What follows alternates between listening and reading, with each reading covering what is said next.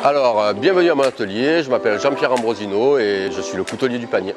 On est dans mon atelier, enfin dans mon deuxième atelier à Issy-Marseille, à la rue de Lyon. J'ai un atelier, l'atelier que j'ai créé il y a presque 10 ans au panier, qui est l'atelier qui est dans le magasin. C'est ce qui m'a permis de me faire connaître et surtout ouvrir la coutellerie d'art au plus grand nombre. C'est aussi le quartier de ma famille, la famille à mon père, la famille à ma mère, immigrés italiens et corses.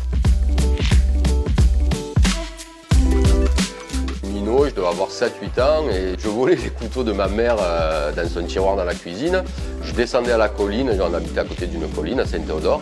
Et avec des morceaux de pierre, tout ça, je cassais la lame, je la refaisais. Et puis à 14-15 ans, j'ai eu une révélation grâce à un livre. C'était un livre sur le Moyen-Âge, on parlait du maître du feu. Le maître du feu, donc, qui faisait les armes. Je me suis dit, sans les armes, il n'y a pas de roi. Le roi, il ne peut pas aller à la guerre. Donc, qui est-ce le plus important au château? C'est le maître du feu.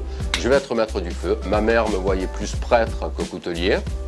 Donc j'ai préféré partir un peu loin pour apprendre la coutellerie. Pendant de très nombreuses années, j'ai eu des professions qui n'avaient aucun rapport avec la coutellerie et le métal. Je travaillais dans les bureaux, je travaillais aux HLM, j'ai travaillé dans des ateliers de bijouterie. Ça m'a donné une vision de mon métier qui était très différente, où l'ego a commencé un petit peu à tomber pour me consacrer plus à l'art.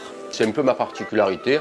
J'ai pas honte de dire que si mes couteaux ils finissent dans une vitrine et que les gens disent oh, que c'est beau ou dans les musées, ça ne me dérange pas. Je pense qu'il y a une retenue à se lancer dans le métier parce qu'on n'est pas très visible. C'est dur pour un jeune de s'y projeter.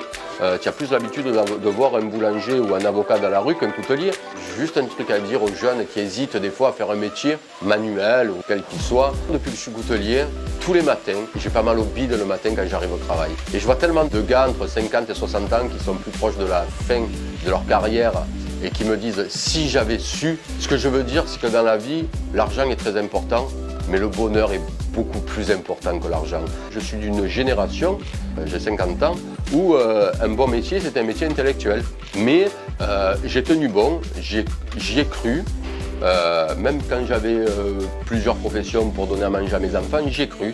Je pensais que, un petit peu comme un peintre, tu vois, un peintre maudit qui fait des toiles et qui est reconnu à sa mort, à un moment donné, on allait dire, putain, ces couteaux, ils sont pas si mal que ça.